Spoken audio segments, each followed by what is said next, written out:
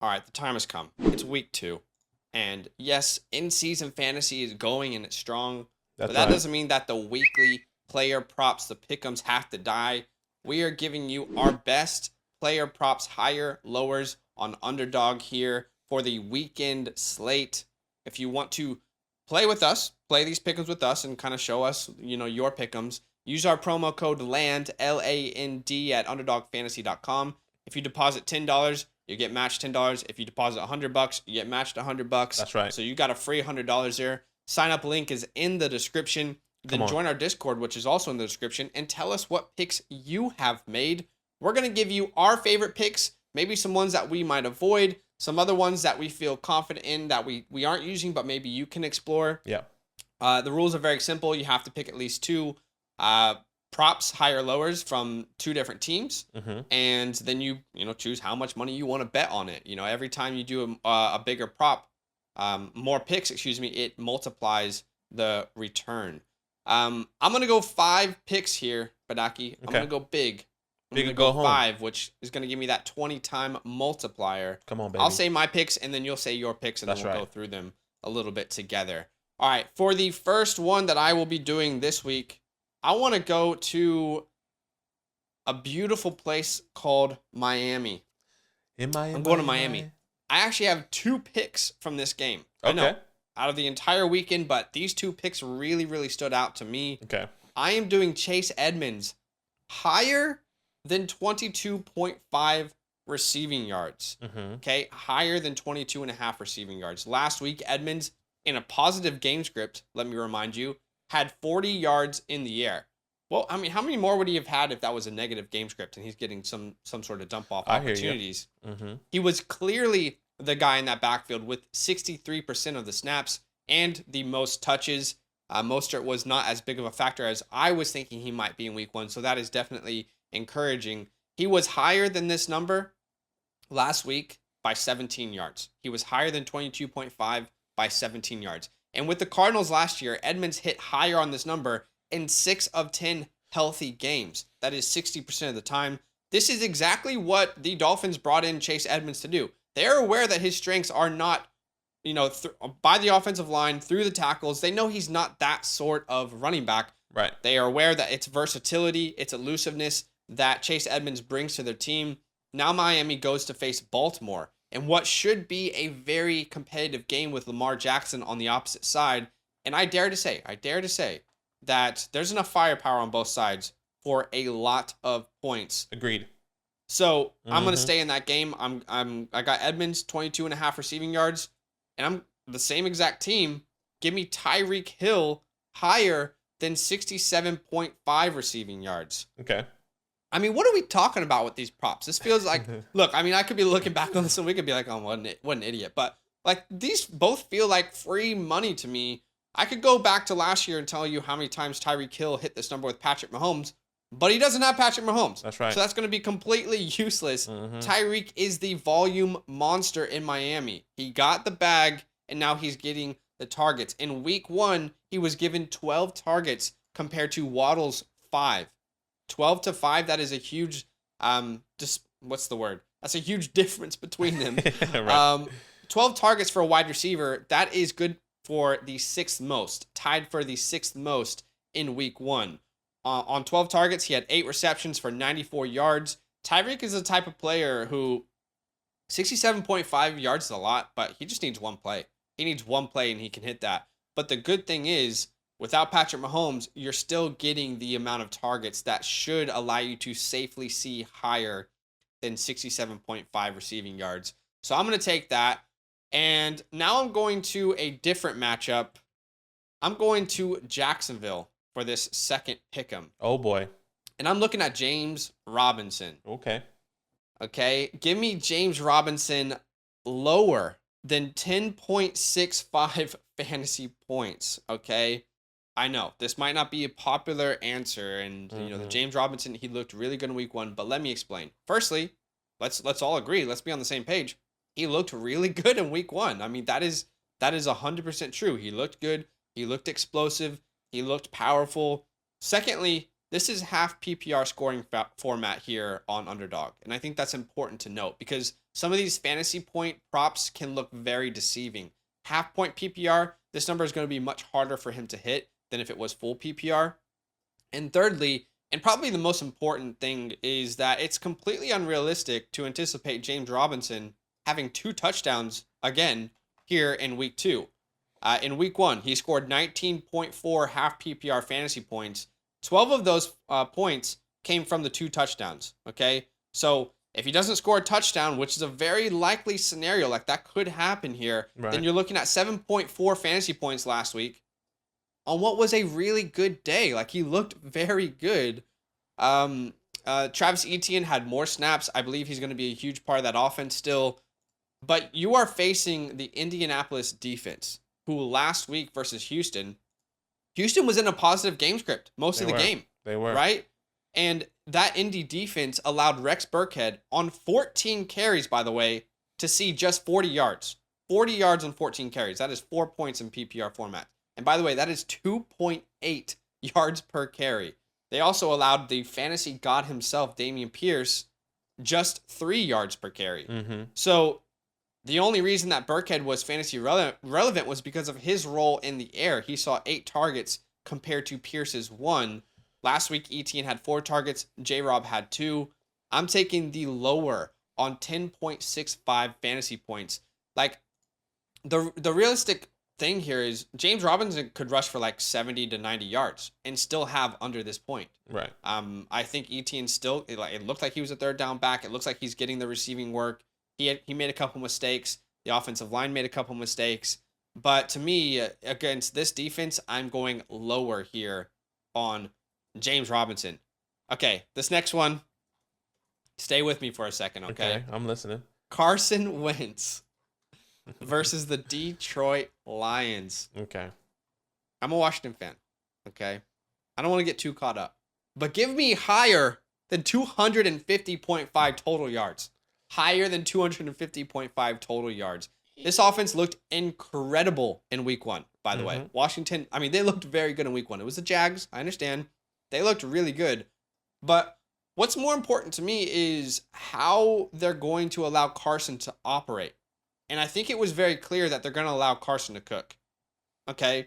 He had 41 pass attempts in week 1. He only hit that number of passing attempts last year with the Colts 2 times the entire year. The entire year, he only had 2 times more than that as a passer, as far as like passing attempts. Right. Now you have an incredible array of weapons. You got Terry McLaurin, Jahan Dotson, Curtis Samuel having a rebirth. You got Antonio Gibson, J.D. McKissick, and Brian Robinson, who is supposed to be this bruiser back on the ground in between the tackles, is still not there, right? Jalen Hurts last week in week 1, he was just 8 yards shy of this number, 250 total passing yards. Just passing yards, right? Right. Let's take away his rushing yards. And they ran the ball 39 times. So if you're going from that offense, and they were able to do that versus Detroit, to now Carson Wentz, who's clearly not going to run the ball that much and has all these weapons at his disposal, I'm definitely taking the higher than 250.5 total yards here for Carson Wentz. I'm riding the train. I'm riding the atmosphere, the hype. To be honest, if Carson has a big game, this number is much, much higher next week, Badake. Like, we're not seeing 250 total yards again next week. I hear you. If he goes off again. I hear you. The last one that I'm going to bet on this week is Deebo Samuel. I'm going to go Deebo Samuel, and I'm going to go higher than 14.75 fantasy points here in week 2 versus Seattle. In week 1, Deebo Samuel had 11.2 fantasy points on the ground alone. Yeah. Literally only on the ground. He had 11.2 fantasy points in half PPR format. He also saw 7 targets in a game that was literally played in a monsoon. A literal monsoon. Did you watch literally that game? In a monsoon. Okay, now you combine that Elijah Mitchell is out, meaning more rushing opportunities, and that in week 2 we are no longer playing in that monsoon. I will take the higher for one of the most utilized weapons in all of the NFL last year. I don't think that's going to change.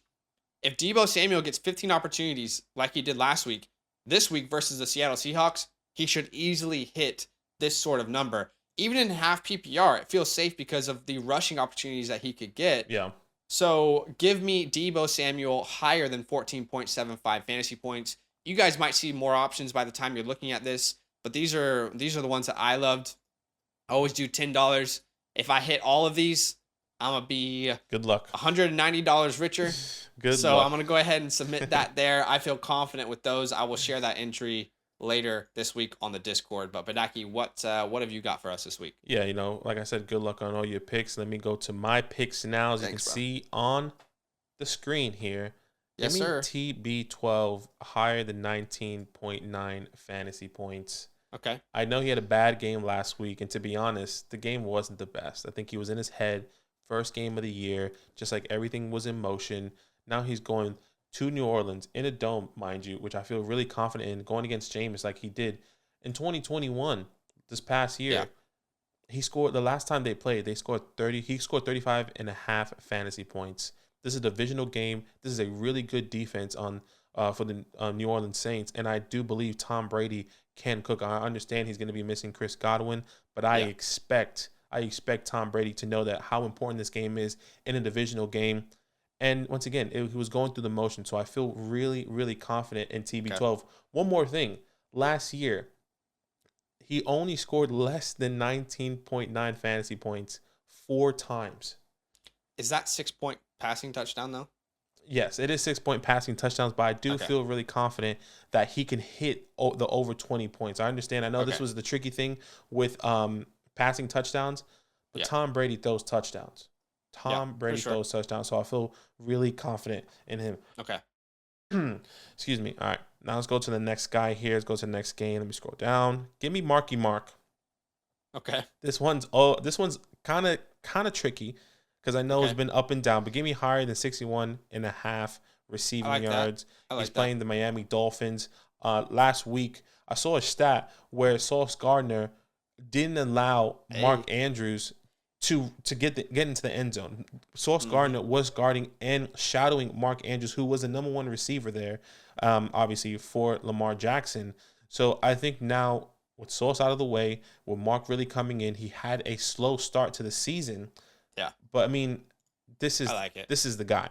This is the guy. He's definitely going to bounce back. I like that one. And like Zach said earlier with his take, this could be a high-scoring game. There's enough firepower on both sides of the ball here for Lamar and everyone else on the other side to eat. So I'm really happy to give Mark Andrews higher than 61.5 receiving yards. And let's just stay right there. You can see this guy right here. See the guy in that Baker Mayfield right there? Give me lower. Okay. Than 225.5 passing yards. Okay. He is playing my New York Giants. We should be getting Kayvon Thibodeau back. And really? Yeah, we should be getting him. Okay, it's still in question, so we're going to understand a little bit more about this. That's awesome. As we get closer to the season, or closer to the game, excuse me. But look, Baker Mayfield, I know he played the Browns. He kind of cooked the Browns, but honestly, take that Robbie Anderson touchdown away. Sure. It's a whole different story.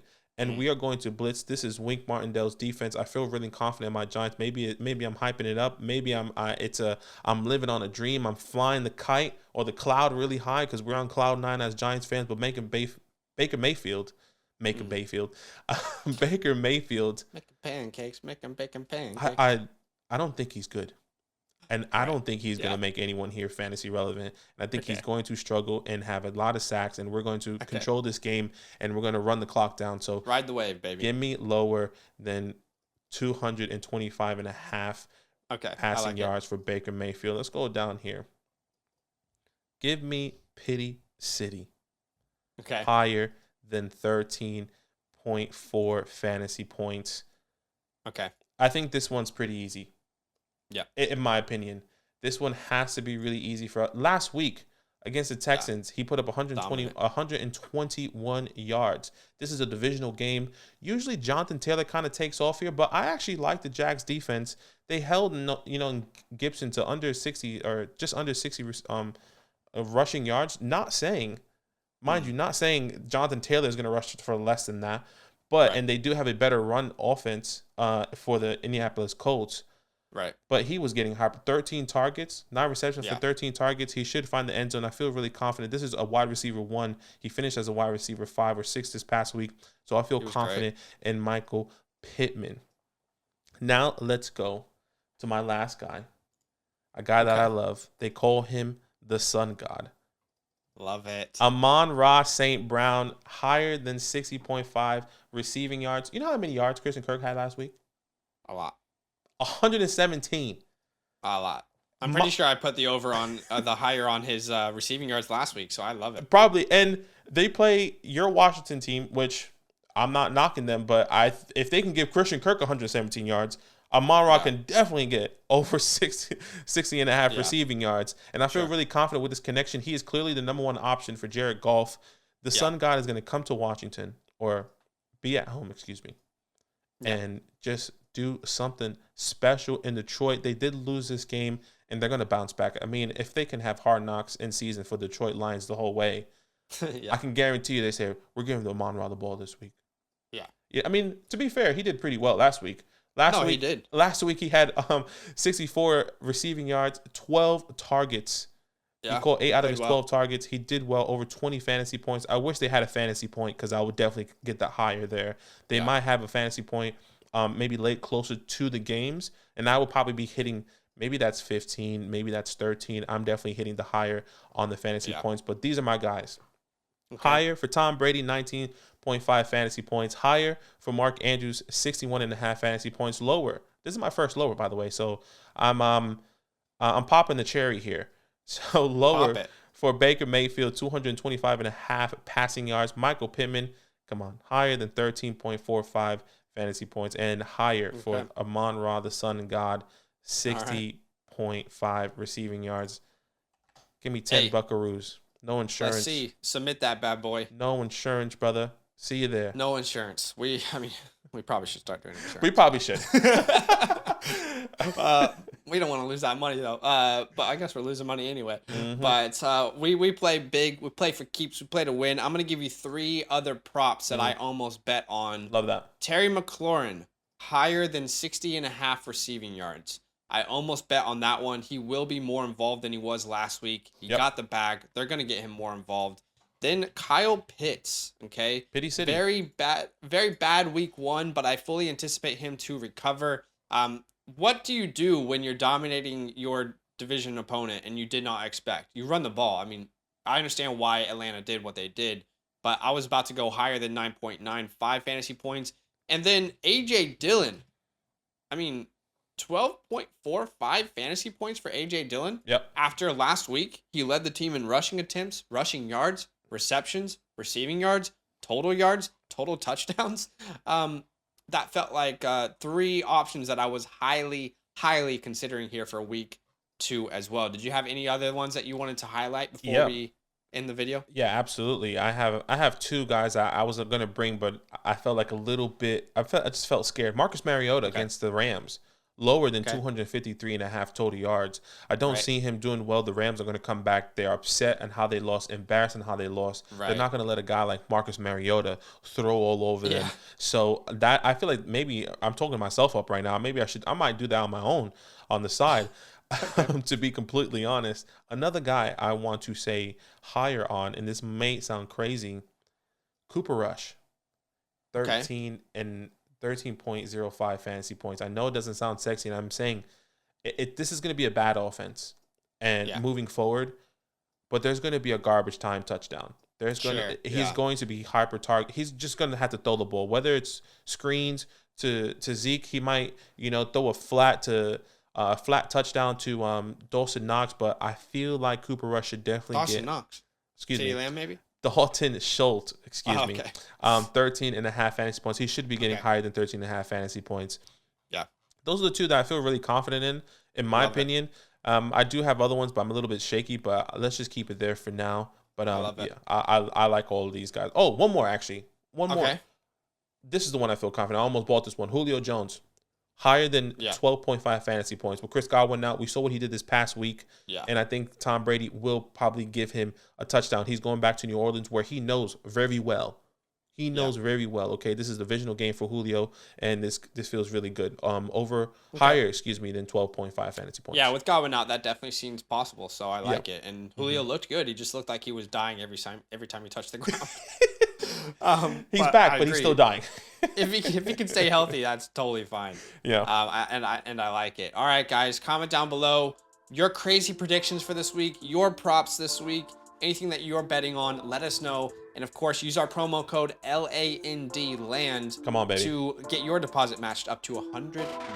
Yo, what's good? Thanks Wow. for watching. We got a lot more videos. A lot more. If you want more videos, Watch now, it. You can also subscribe Right now. if you want to. You need to. And lastly, don't forget that you can sign up to support the show and get exclusive content by going to patreon.com/FantasyLand fam.